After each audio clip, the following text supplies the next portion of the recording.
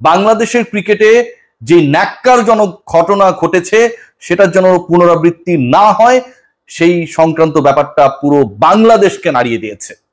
এবং যখন পুরো বাংলাদেশ নড়ে গেছে, যখন বাংলাদেশে একটা ভূকম্পন হয়েছে, বাংলাদেশের ক্রিকেট কেঁপে উঠেছে, ঠিক সেই সময় বাংলাদেশ ক্রিকেট বোর্ডের নতুন নেতৃত্ব না, বাংলাদেশ ক্রিকেট বোর্ডের উচ্চ পদস্থ কিছু কর্মকর্তা এবং বাংলাদেশ ক্রিকেট বোর্ডের বিশেষ কিছু রোলে কর্মরত সাবেক এক অধিনায়ক পুরো ব্যাপারটাকে ধামাচাপা দেওয়ার জন্য চেষ্টা চালিয়ে যাচ্ছেন।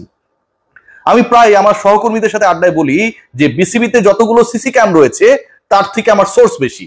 মজা করে বলি হয়তো, কিন্তু ঘটনা যা দাঁড়াচ্ছে তাতে একটু পরপর যে আপডেটস গুলো আসছে সেগুলো ভাই ভীতি জাগানিয়া, হতাশাগ্রস্ত করে, বিব্রত করে। এবং এই মানুষগুলো ক্রিকেটের সাথে এত বছর কাজ করেছে, সেই ব্যাপারটা ভাবতে লজ্জাবোধ করতে হয়। সাবেক একজন অধিনায়ক যিনি ফোন করছেন ওয়ান আফটার ওয়ান ক্রিকেটার, নারী ক্রিকেটারদের।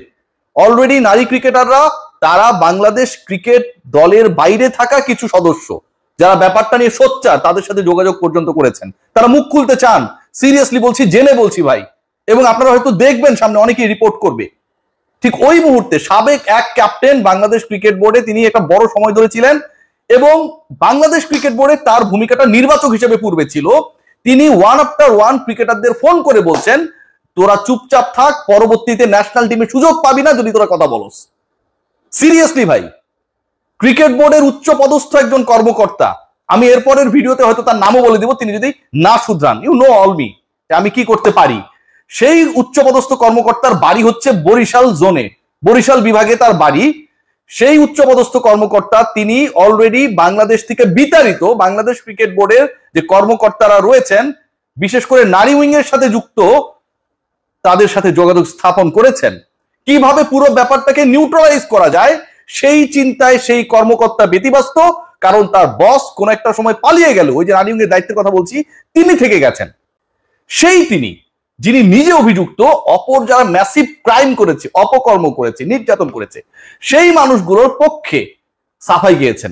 তিনি এটাও বলেছেন অমুক তো এখন মারা গেছে, এতদিন পরে এই আলোচনাটা আসলে আসাটা কতটুকু, মানে কেউ যদি মইরা যায়, মনে করেন আমি আজকে মইরা গেলাম, কিন্তু আমি এর আগে আকাম করে বেড়াইছি, এটা কাউরে বলা যাবে না, এটা কাউরে বলা যাবে না। আপনি প্রমাণ খুঁজেন, ভার্বাল অ্যাবিউজ করা হচ্ছে সেটা প্রমাণ আপনি কোথায় পাবেন? ভার্বালি হ্যারাস করা হচ্ছে সেটা প্রমাণ আপনি কোথায় পাবেন? জাহানারার পিরিয়ড কবে শেষ হবে আর কবে জাহানারাকে কাছে নেবে, সেই বিখ্যাত সাবেক বাঁহাতি পেসার, এই খবরটা কি তিনি কোনো লাইভে এসে বলেছিলেন ফেসবুকে? তিনি মাইক্রোফোন নিয়ে লাউড স্পিকার অন করে বলেছিলেন? কোন জনসভায় বলেছিলেন? নাকি কোনো ডিভিডি প্লেয়ার বাজারে ছেড়ে দিয়েছিলেন? নাকি কোথাও পোস্টারিং করেছিলেন? প্রমাণ খোঁজেন। একটা নারীকে অপদস্থ করতে, ছোট করতে এত বড় ঘটনা ঘটে গেল, সেই ব্যাপারে আপনাদের বিন্দুমাত্র লজ্জা লাগে না? আপনারা প্রমাণ খোঁজেন। আমাকে কেউ কোন একটা পশুর বাচ্চা বলে গালি দিল, কাছে আইসা প্রমাণ দিব আমি। যদি সেই ঘটনাগুলো সত্য না হতো, তাহলে সেই ঘটনাগুলো সত্য না, নাদিল যখন এই কথা দাবি করেছেন তখন জাহানারার কথা ভুলে যান। পৃথিবীতে জাহানারা নামে কোনো কিছু নেই। রুমানা আহমেদ গিয়ে ওই ভিডিওতে কমেন্ট করে যখন বলেন, নাদিল স্যার আপনি মাঠে কয়বার গিয়েছিলেন, কয়বার প্র্যাকটিস সেশন দেখেছেন, আমার তো মনে পড়ছে না, এটা মিন করে বুঝিয়ে দেয় যে মাঠে মেয়েরা এসবের শিকার হয়েছিলেন। গতকাল রুমানা তার পেজ থেকে, ফেসবুক পেজ থেকেও স্ট্যাটাস দিয়েছেন স্পিচলেস। সত্যি ভাষা হারিয়ে ফেলছি। এই নির্লজ্জরা আমাদের সমাজে আমাদের এত কাছাকাছি বসবাস করে। বাংলাদেশের দুই সাবেক গ্রেট মাশরাফি বিন মুর্তজা এবং তামিম ইকবাল স্ট্যাটাস দিয়েছে। আমরা তামিমদেরকে অনেক গালাগালি করি, ম্যাচকে নিয়ে অনেক কথা বলি, but end of the day আপনি দেখেন, যখন ওই আওয়ামী লীগ সরকারের সাবেক এমপি নাদেল সাহেব ব্যাপারটাকে জাস্টিফাইড করার চেষ্টা করেছেন, মিডিয়ায় কি করছেন আমি জানি না, বাট বের করে ফেলবো, কোনো ব্যাপার না, তখন একই সরকারে থাকা, একই ইলেকশনে ইলেক্টেড হওয়া মাশরাফি বিন মুর্তজা ঠিক উল্টো অবস্থান নিয়েছেন।